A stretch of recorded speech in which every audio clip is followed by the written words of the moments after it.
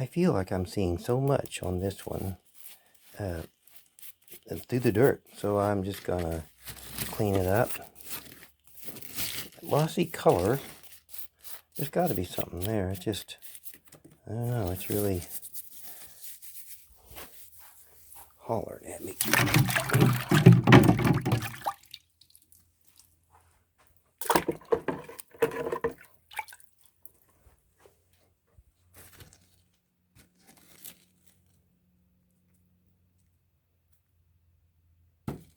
Looks like the end, the hammer broken in half.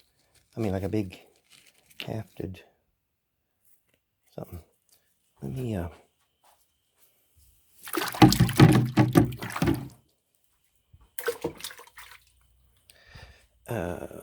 take it over here and dry it and put some polymer on it, and we'll see. Joanna says, I talk too slow. So, I'm going to try to talk faster.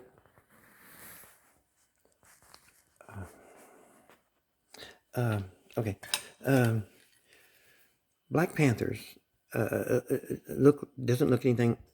No other animals kind of look like no other images in stone look as much like a black panther, mainly because it has this flat type head, and that was what that panther had, that flat top of head, and this is what that panther had, that flat top of head right there, and he's holding an egg. I found another one, and this panther is holding an egg, and on the other side is a bird, and its wing comes over and folds under that egg as if it's holding that egg, and that's the panther holding the egg. And on this side, on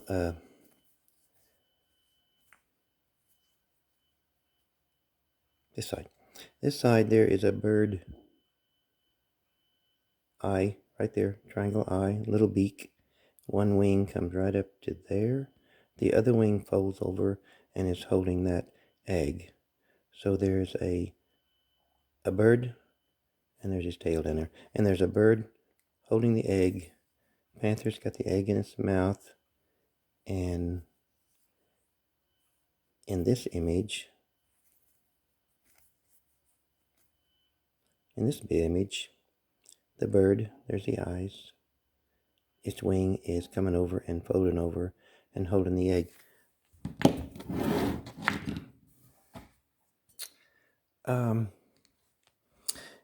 If you only look for these when you're walking around the creeks and you find one, you're proud of it, I'm sure, because it looks so much like a hammer. So you know it's a hammer, and that'll go in your case and everything else. And you pick up these all here, and you just kind of look at them and throw them back in because they're not as pretty as that one. But they're all hammers, and I think it's an injustice to the tool to just chuck it because it doesn't look like that one. They're all hammers. The wear, I can tell the wear on them, how they were used, and they're all halfable. They have a groove there, and but because they don't look like this, they get left in the creek. Another thing I've noticed too is that many of these have a little pointy thing right there coming out that way. And if I was breaking up kindling or bone or whatever, that would be handy to have that little pointy edge on one end. And nearly all the hammers I find do have a little pointy end on one side.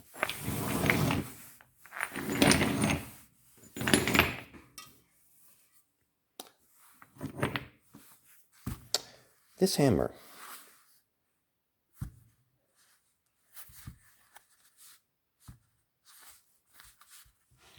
and this hammer. This hammer was hafted here originally, and then it either broke or something here, but a new hafting right down through here was made so that the center of gravity is more like that. But whereas this hammer was used for percussion strikes, This one, after, they cherished it enough, so they turned it into an abrasion tool. That's polishing. And it's really easy to hold, and it's made some polishing on both ends.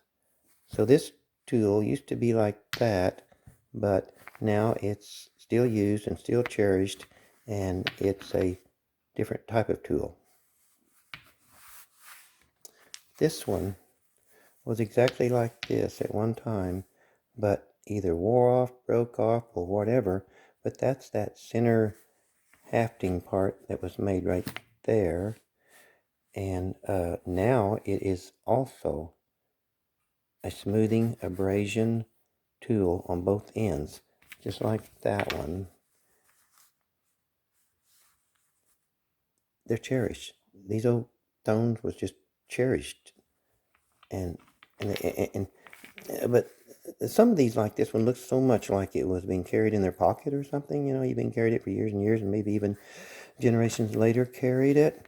And there's several stones like that I have found that just looks like it's pocket wear.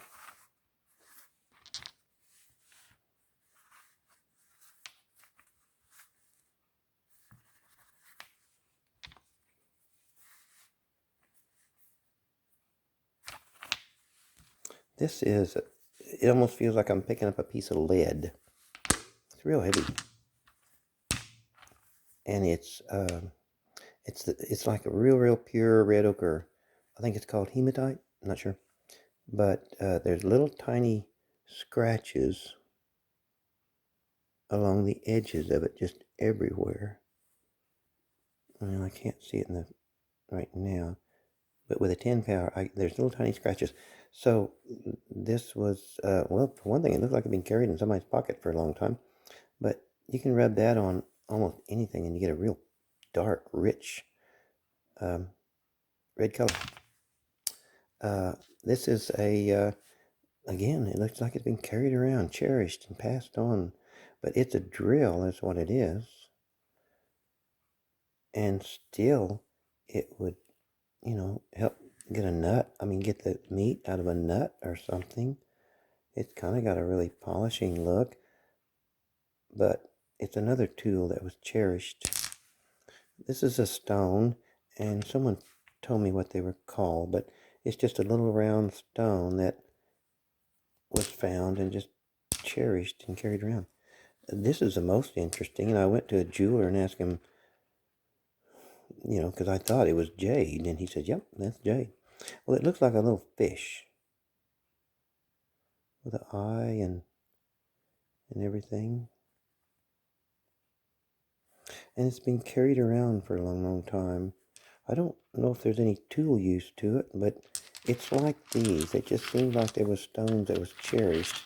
But isn't that cool right there, that they would cherish a hammerstone so much that just keep on wearing it off, wearing it down? This fella, well, let me get something else. Get my critters.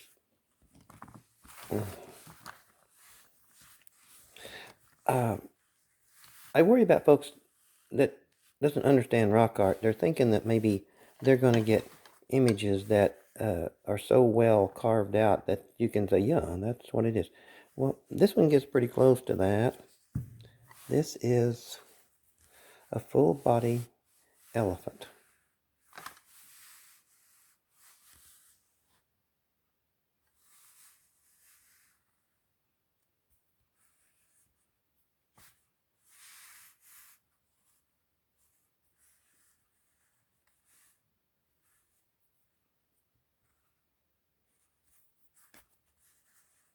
And it's an elephant. And the bottom of an elephant's foot is round. It's like, well, what they look like. Well, if this is an elephant, and I believe it is because it's got pecked out eye right there and right there, and the trunk and the shape and everything about it. But this right here would be one leg, and the bottom of this was picked out kind of round right there like a little foot. And this would be a back leg. And it too was carved out like a little foot. And on the other side, the front leg would be here, and that has a little round foot. And the back leg would be back there with another little round foot. And to me, it's a pretty plain, easy to see elephant. But what's really interesting, along with this type of conservation of tools, this was at one time the end of a hammerstone. And this is where it was hafted through here, and it broke. And then it was turned into a nutting stone. There's no sharp edges here. It was turned into a nutting stone. Very comfortable. But originally it was a hammer. And originally it had, this is awesome, it had two faces on it. And I kind of think of it as male and female. And I'm sort of calling that the male side. You can see the image of the human on the right profile there fairly easy. Now, on the other side, it's sort of it seems like a female face. There's a profile of female face, the hair back in a bun, just as this fella's hair flows back like that. But I know this is totally speculation, but this side of this stone is basically red, and this side of this stone is basically yellow. And again, it kind of makes me wonder about the colors of the boys and girls used. So, this was a tool that was cherished, made into a hammerstone. And it's also an elephant.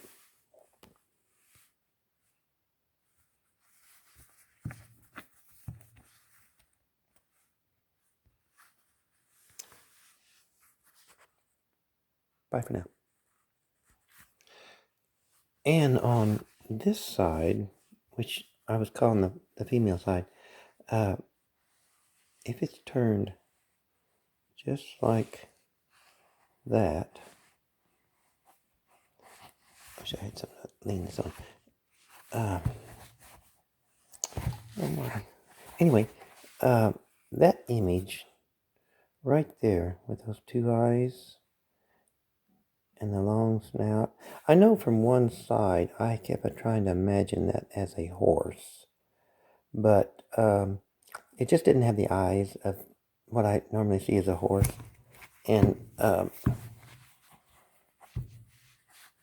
what I see in that image right there, a little bit mean looking, is this image. The image of possibly a wolf. And we're looking at it from that angle right there.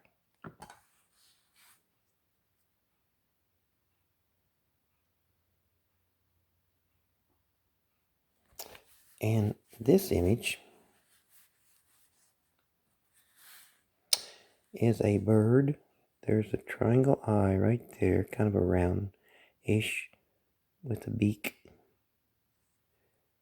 And there's the chest of the bird, and the tail comes down to here. And this wing comes over and kind of curls up right there.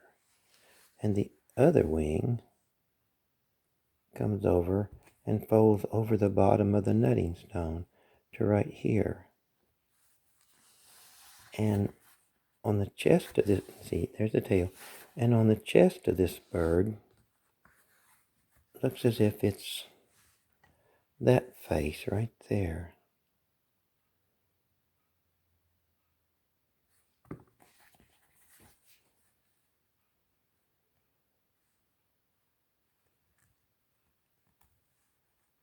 Right there.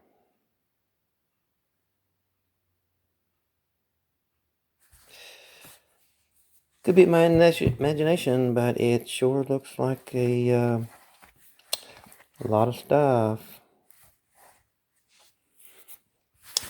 Bye for now, really now. What type of art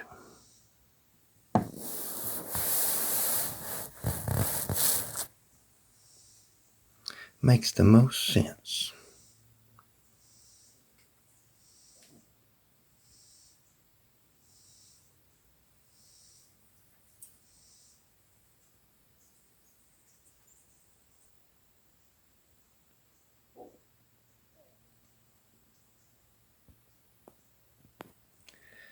I think it is this one.